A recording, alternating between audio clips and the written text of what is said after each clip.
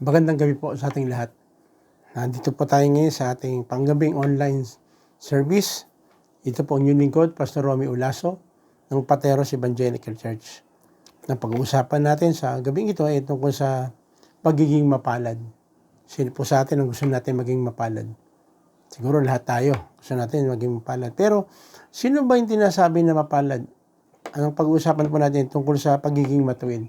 Kasi ang ano po natin ngayon, pag-uusapan ay mapalad ang matuwid. Pero tanong, bakit ba mapalad ang matuwid? Kasi yun ang tanong eh. Madaling sabihin na mapalad ako. Pero tanong, matuwid ka ba?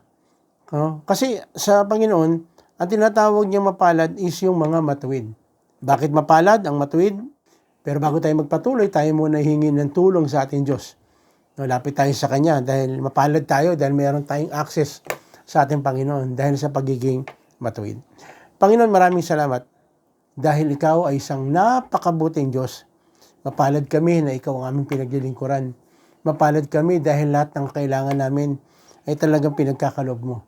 At sa mga oras ito, Panginoon, humihingi po kami ng tulong ng iyong Espiritu Santo na siya magpapaunawa, magpapaintindi sa amin ng iyong mga salita. Sapagkat alam po namin, Panginoon, sa pamamagitan lamang ng tulong ng iyong Espiritu Santo, maunawa namin kung ano ba yung tinutukoy dito ng pagiging mapalad ng matuwid. Kaya, again, paunawa at paintindi niyo po sa amin ang gagawin po namin pag-aaral. In Jesus' name we pray. Amen. So again, bakit mapalad ng matuwid? Letter A, unang-una, binabantayan. Binabantayan. Sabi po rito sa awit, 34, 15, 16, mga mata ni Yahweh sa matuwid na katuon. Sa kanyang pagdaing, lagi siyang tumutugon. Sa mga masasama, siya'y tumatalikod at sa alaala, sila'y nawawala. So again, dito pinapakita, ito yung isa sa masasabi natin, napakapalad natin. Kasi yung pagbabantay ng Lord palaging nasa atin. Yung kanyang mata ay nakatingin sa atin. Bakit? Kasi gusto ng Lord na tayo bantayan. At tingnan niyo po sa konting pagdaing lang natin, lagi siyang tumutugon.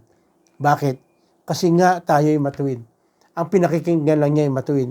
Kaya kung ikaw ay matuwid, sabihin mo sa sarili mo, napakapalad mo. Napakapalad natin. Pero sino nga ba yung mga matuwid? Kailangan merong dahilan kung bakit tayo naging matuwid.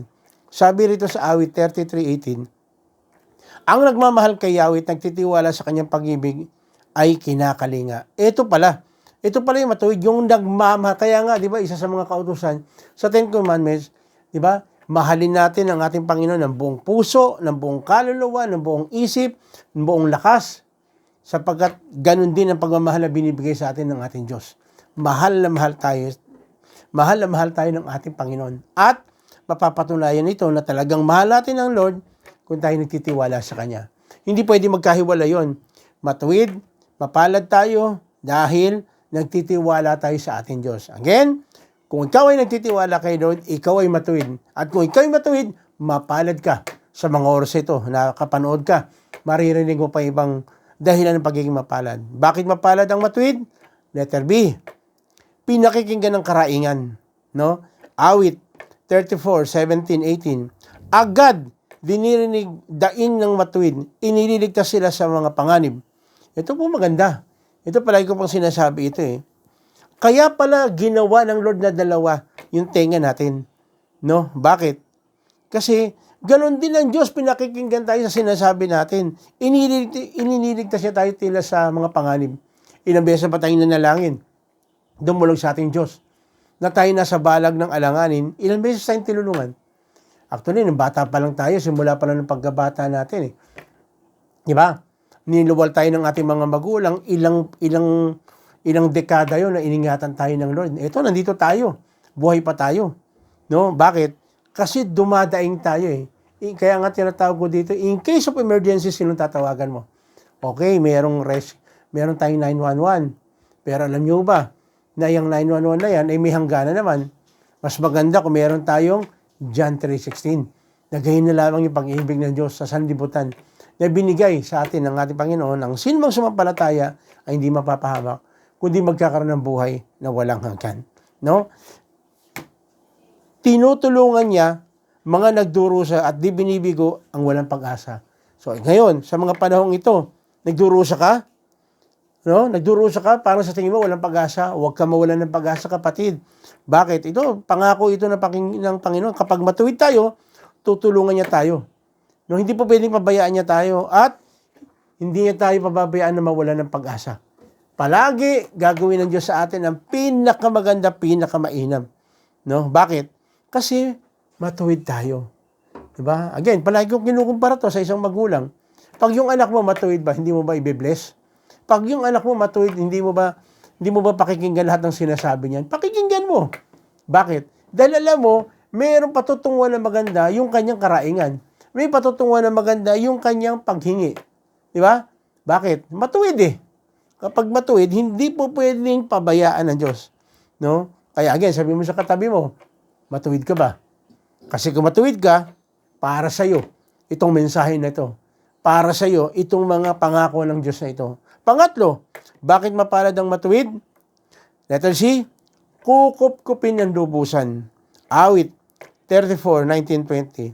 Ang taong matuwid may suliranin man, sa tulong ni Yahweh agad may iibsan. Di ba ang ganda po nito? Ang taong matuwid may suliranin man, sa tulong ni Yahweh agad may iibsan. Mawawala kagad yung tinatawag nating kalungkutan, kabalisahan, no? Kaya hindi po totoo yung kapag nasa Lord ka, wala nang problema. Mayroong problema. Hindi pwedeng mawala ng problema. Kaya lang, ang kagandahan nito, sa tulong ni Yahweh may ibsan. Bakit? Sabi niya rito sa verse 20, kukup-kupin niya ng lubos-lubusan kahit isang butoy hindi mababali. No, actually, kinote ito sa sa pagkamatay ng ating Panginoong Jesus sa krus ng Kalbaryo, walang naputol kahit na isang buto. Kinote po ito. Pero sabi rito, kukup-kupin ng lubos kahit isang butoy hindi mababali. Ano ibig sabihin? Total protection, total pagkup-kup ng Lord ibibigay sa atin. Hindi patsi-patsi, hindi kapra-kapraso. Kukup-kupin tayo ng lubos-lubusan. Sino ito? Yung taong matuwid. Yung taong matuwid. Ang tanong lang, kapatid, matuwid ka ba? No? Matuwid ka ba?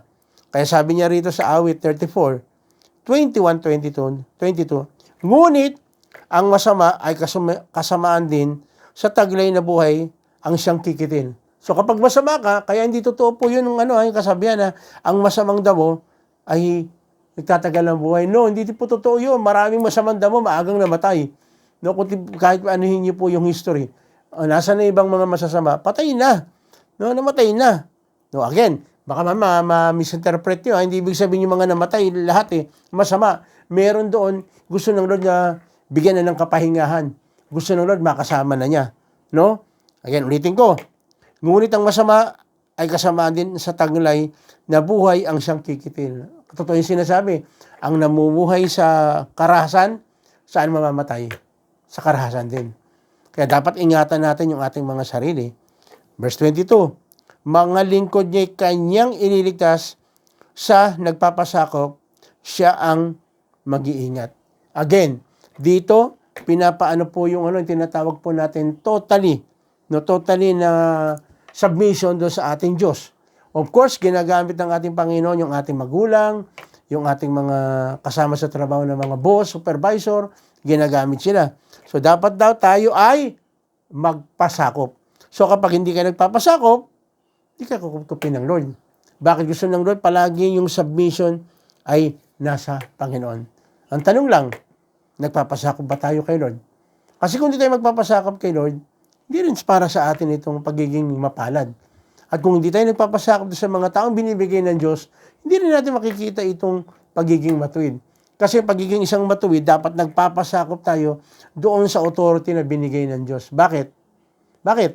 Kasi kung yung authority na nandito sa mundo, na nilagay ng Diyos, hindi natin kaya magpasakop, sigurado hindi rin tayo magpapasakop kay Lord. Maari na tumatawag tayo, lumalapit tayo sa Kanya, pero hindi pa rin tayo nagpapasakop. Bakit? Baka kaya lang tayo tumatawag kay Lord dahil may kailangan tayo. Baka kaya lang tayo lumalapit kay Lord dahil nasa kagipitan tayo. Hindi pwede yung ganun. Dapat matuwid pa rin tayo. No? Magpasakop tayo, kagaya ng sinasabi ng Kanyang salita. So, paano tayo magpapasakop? Unang-una dyan, kailangan lumapit tayo kay Lord. Kailangan tanggapin natin at sumampalataya tayo sa Kanya. Isa pong kaparaanan niya nagpapasakop. At, again, Panalo na naman tayo ito pag ginawa natin ito dahil tatawagin tayong matuwid. At itong pinakamaganda, tingnan po natin sa John 1:12. Sabi rito, subalit, ang lahat ng tumanggap at sumampalataya sa Kanya ay binigyan niya ng karapatang maging mga anak ng Diyos. Hindi ba napakagandang ano yan? Hindi ba napakagandang pangako ng Diyos yan? Na magpapasakop lang tayo sa Kanya, tatanggapin natin at sasampalataya tayo sa Kanya. Anong sinasabi? Panalo. Bakit panalo? Tatawagin tayo, binibigyan tayo ng karapatan na maging anak ng Diyos. Again, palagi ko pong ibig ipa-imagine sa bawat isa po sa atin, na kapag sinabing anak ka ng Diyos, gaano kalaki yung benepisyo na pwede nating maranasan. Ito yung tinatawag natin pinakamapalad na pwede nating mangyari sa buhay natin, na tayo ituring na anak ng Diyos. Ibig sabihin, lahat ng mga bagay na nandun sa langit, kasama tayong magmamana. Lalong-lalo na po yung tinatawag po natin buhay na walang hanggan. No? Kasi sabi po rito sa John 3:16, ito yung binasa ko kanina, sapagkat gayon na lamang ang pag-ibig ng Diyos sa sangkatauhan. Mahal na mahal ka ni Lord. Ako rin mahal na mahal ni Lord. Mahal na mahal tayo ni Lord. No? Kaya't ibinigay niya yung kanyang kaisa-isang anak. Walang iba kundi ang ating Panginoong Hesus. Upang ang sino mang sumampalataya sa Kanya ay hindi mapahamak, kundi magkaroon ng buhay na walang hanggan. Hindi ba napakasarap po niyan? Matuwid ka na, mapalad ka pa. At kapag mapalad ka, dahil matuwid ka. So kahit balik-balik rin natin yan, pagpapatunay lang na ang kabutihan ng Diyos ay palagi nakalaan doon sa namumuhay na may katuwiran sa Kanyang harapan. Kapatid, sa mga oras ito, ang tanging paraan lang para tayo ay matawag na mapalad ay yung tayo ituring na anak ng Diyos. Kaya lang, hindi ka maituturing na anak ng Diyos kung hindi ka sumasampalataya at hindi mo tinanggap ang pag-ibig na inaalok ng ating Panginoon. Sa mga oras ito, kapatid, napakapalad mo. Dahil naka-tune in ka sa programang ito, napakapalad mo dahil ito yung pagkakataon para ikaw ay magkaroon ng pagkakataon matawaging anak ng Diyos. Napakapalad mo dahil mahal na mahal ka ng Diyos. Nalaman mo ito, nalaman natin ito, ito rin isang pagkakataon na tayo ay nagkaroon ng access para makalapit sa ating Diyos. Ang gagawin po natin, lalapit po tayo, tatanggapin po natin at sasampalataya tayo at lahat ng pinangako na babantayan, pakikinggan, kukupkupin ng lubusan ay ipagkakalob sa atin ng Diyos. Meron pa bang mas hihigit pa rito na ituring kang anak ng Diyos? Hindi ba napakalaking pribilehiyo ito? Ito ang pinakamapalad na pwedeng mangyari sa isang tao na ituring tayo na isang anak ng Diyos. Gusto mo ba ito, kapatid? Anyanyahan kita sa isang panalangin kung gusto mo ito, na gusto mong ituring ka na anak ng Diyos. Gusto mo na ikaw ay tawaging mapalad sa harapan ng Diyos. Ako'y mananalangin, isang pananalangin ng pagtanggap sa ating Panginoon. Again, palagi ko pong sinasabi ito, hindi ka nagpapalit ng reliyon. Hindi ka pumapasok sa bagong sekta, kundi inaayos mo lang yung relasyon mo sa ating Panginoon. Kasi dati tayo tinuturing na kaaway, tinuturing tayong kalaban ng Diyos. Pero ngayon, inaalok ng ating Panginoon na i-restore yung ating kaugnayan sa Kanya sa pamamagitan ng pagtanggap at pagsampalataya sa ating Panginoon para tayo ay ituring na anak ng Diyos, i-restore yung ating original na kalalagayan sa harapan ng ating Panginoon. Anyayahan kita, sumunod ka sa panalangin ito, gawin mo, angkinin mo na sarili mo panalangin ito na nanggagaling sa iyong puso. Tayo pumikit, tayo manalangin. Panginoon, maraming salamat. Dahil muli, ipinakita mo po at patuloy mo pong ipinapakita na ang mga tao na tumanggap at sumampalataya sa iyo ay tatawaging anak ng Diyos. At bilang anak ng Diyos, tatawagin tayong mapalad o matuwid sa harapan ng ating Ama na nasa langit. At dahil tayo ay ituturing na mapalad, tayo ay pababantayan, pakikinggan ang ating karaingan at kukupkupin tayo. Kaya sa mga oras ito, Panginoon, lumalapit po ako sa iyo. Tinatanggap ko po at ako'y sumasampalataya na tanging ang inyong anak na Panginoong Hesus ang tangi ko pong pag-asa. Sinusurrender ko pong aking sarili at ako po ay nananalig na siya lamang, ang Panginoong Hesus lamang, ang tanging pag-asa ko sa buhay na ito. Kapatid, kung tinanggap mo, ginawa mo itong bagay na ito, unang-unang sasabihin ko sa iyo, congratulations. Dahil ituturing kang anak ng Diyos. At bilang anak ng Diyos, mayroon tayong access. Kasama ito sa tinatawag nating pagiging mapalad natin, isa sa mga maraming benepisyo natin, ay pwede tayong lumapit, dumulog, dahil pakikinggan ang ating karaingan. Sa mga oras na ito, mayroon kang physical na karamdaman. Ito yung pagkakataon na pwede mong idaing sabihin sa ating Panginoon. Sige, sabihin mo ngayon kung anong yung karamdaman physical. Willing ang ating Panginoon, pakinggan yan. Mahal na mahal ka ng ating Panginoon. Ikaw ay tinuring ng matuwid nung tayo tumanggap at kung tayo totoong sumampalataya. Napalad tayo. Pakikinggan ng Diyos. Sige, sabihin mo kapatid, ang iyong physical na karamdaman. Willing na willing ating Panginoon na bigyan ka ng kagalingan. Hallelujah. Hallelujah. Thank you, Jesus. Thank you, Lord. Salamat po sa kagalingan, Lord. Salamat po. Meron kang problema, emotional.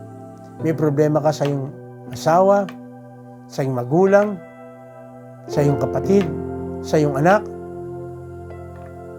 Kanino mang tao, kasama mo sa bahay, kasama mo sa trabaho, sa eskwela. Ito yung pagkakataon na idulong natin sa Panginoon.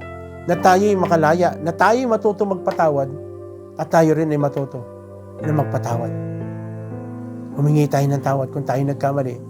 At kung siya man ay nagkamali, lumapit humingi ng tawad sa ating, patawarin natin. Dahil ayaw ng Panginoon na meron tayong kaaway. Gusto ng Lord, meron tayong peace of mind, meron tayong peace of mind din. At magkakaroon lang tayo ng peace kay God kapag tayo ay merong peace sa tao na mahal din ang ating Panginoon. Yes, tulungan tayo ng Panginoon na matuto tayo magpatawad at magpatawad. May mga bagay na umahadlang para totoong makasamba tayo kay Lord, palayain tayo ng Diyos sa mga bagay na ito. Lahat ng mga spiritual na mga bagay na magpapalayo sa ating Panginoon, makalaya tayo, tulungan tayo ng Diyos. Sige, hilingin mo kapatid, hindi ka makasamba ng totoo kay Lord. Ito yung pagkakataon. Surrender mo lahat sa Kanya. Sabihin mo sa Kanya, mga bagay na umahadlang, makalaya tayo. Sige, sabihin mo, in Jesus' name, idolatry, witchcraft, horoscope, traditions. Gusto ng Lord, alisin natin yan. Wala tayong ibang susundin kundi ang sinasabi lang ng Kanyang salita. Dahil ang Panginoong Diyos lamang ang ating pag-asa. Wala nang iba. Sa Kanya nakasalalay ang ating buhay. Hallelujah. Financially, nahirapan ka sa mga panahong ito. Hindi design ng Lord yan. Dahil tayong gagamitin na example ng Lord ng Kanyang kabutihan. Gusto ng Lord, pagpalain tayo. At kung ano man yung mga resources na meron tayo, tulungan tayo ng Lord. Bigyan tayo ng knowledge at wisdom kung paano po natin gagamitin ng tama yung mga resources na binigay sa atin ng Diyos. Wala kang trabaho, hindi mo ngayon sa ating Panginoon. Isa yun sa mga pribilehiyo na pinagkaloob sa atin. No? Pakinggan niya ating karaingan. Wala kang trabaho. Tutulungan ka ng Diyos. Tutulungan ka ng Diyos. Dahil gusto ng Lord, isupply lahat ng pangangailangan mo. Hallelujah. Hallelujah. Muli Panginoon, tinataas po namin ang aming mga kapatid. Nagdiriwang ng kanilang kaarawan, anniversary sa mga panahong ito. Lord, hayaan niyo po pa-enjoy ng bawat isa. Ang company ng bawat isa, yung celebration po ng kaarawan, ay tunay na magbibigay po Panginoon ng kagalakan, kasiyahan. Hindi lang sa amin, lalong-lalo na po sa iyo.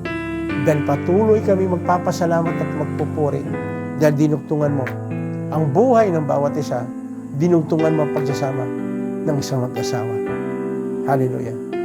Lord, tulungan niyo po ang bansang Pilipinas. Makaahon kami. Kilalanin kami dito sa Asia.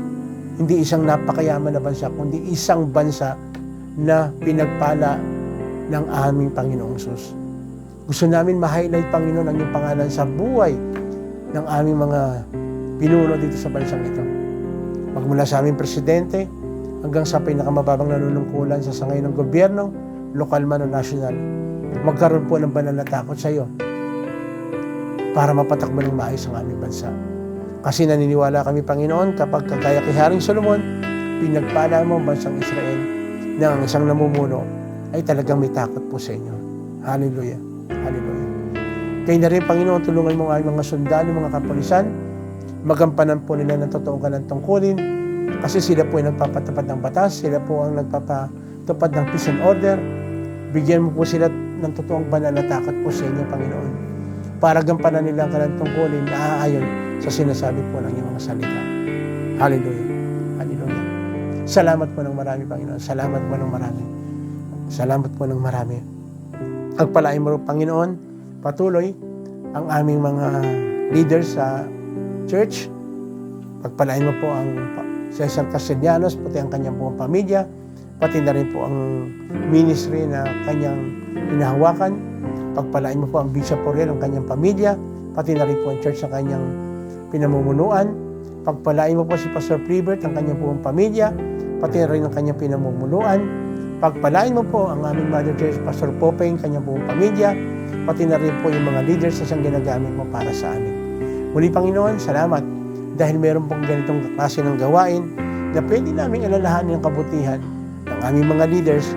At salamat po, Panginoon, na ginagamit po sila para patuloy na kami po ay train, tulungan, turuan para matuto po na patuloy na maglingkod at gumawa para po sa inyo. Muli, Panginoon, isang linggo na kami po ay sinamahan po ninyo. Ginabayan niyo po kami. Salamat po ng marami. Salamat po ng marami. At muli, Panginoon, bigyan niyo po kami ng tatag, ng tapang, lalo na pag nakakapanood kami ng mga nangyayari namin, ng nangyayari sa buong mundo na puro giyera. Salamat po, Panginoon, dahil hindi malakas kami sa anumang bagay, kundi tulungan niyo po kami, Panginoon, na lalo pong magtiwala sa inyo, kasi sa totoo lang, Panginoon, wala naman kami pwedeng ipagmalaki kundi ikaw lamang. Salamat po, Panginoon, dahil sa ganong aspeto natututo kami na lalo pong magtiwala sa iyo, hindi doon sa mga armas, hindi doon sa kung anong mga meron kami. Higit sa lahat, Panginoon, naniniwala kami, Panginoon, na ikaw lang talaga naman ang tanging naming pag-asa. At naniniwala kami, Panginoon, ang bansang Pilipinas ang kaya mo protektahan sa anumang klase ng gawa ng kalaban. Maraming salamat po. Muli, Panginoon, pagpalain mo rin ang bansang Israel, dahil ikaw mismo nagsabi, ang sino mang magpala sa Israel ay yung pagpapalain. Kaya muli, Panginoon, sa gabing ito, inaangkin po namin na ang lahat ng aming dinulog inilapit sa inyo ay pinakinggan mo. Salamat po, Panginoon, dahil patuloy mo kaming babantayan at kukupkupin ng lubusan, dahil alam po namin, Panginoon, na kami ay naging matuwid, hindi dahil sa pagiging mga mabubuting gawa namin. Kaya kami naging matuwid dahil sa ginawa ng aming Panginoong Jesus sa krus sa Kalbaryo. Tinubos kami sa aming mga kasalanan, kami pinatawad, kaya kami ay matatawag na patuloy. Kaya ngayon pala, Panginoon, maraming salamat na po, Panginoong Jesus, sa patuloy mong ginagawa at patuloy mong gagawin sa aming bansa. Ito pong aming samot dalangin sa pangalan ng aming Panginoong Jesus. At lahat po tayo ay magsabi ng Amen. Muli, ito pong inyong lingkod, Pastor Romy Ulaso, nagsasabi, kung meron po kayong mga katanungan patungkol dito sa ating pinag-aralan, huwag po kayong mag-atubili. Nandyan po, lalabas po kung saan kayo pwede mag-PM, pwede po kayo mag-message, dahil gusto po namin isagutin ang inyong mga katanungan. At kung kayo rin po ay may mga prayer request, huwag po kayong mag-atubili na mag-PM, magsabi po kayo, dahil ilalapit po namin at itutulog po natin yan sa presensya ng ating Panginoon, dahil isa po ito sa ating mga pinag-aralan sa gabing ito na tayo pakikinggan ng Lord sa ating mga karaingan. At muli, kung meron din po kayong mga natanggap na biyaya o may natanggap kayo na mga prayer request na pinakinggan ng Lord, dininig ng Lord, please lang po, paki-PM din po kami dahil magiging encouragement po sa amin ito, kalakasan namin ito na masasabi namin na hindi nasasayang ang ginagawa nating pananalangin. Muli, ito pong lingkod, Pastor Romy Ulaso ng Pateros Evangelical, nagsasabing pagpalain po tayo ng ating Panginoong Jesus.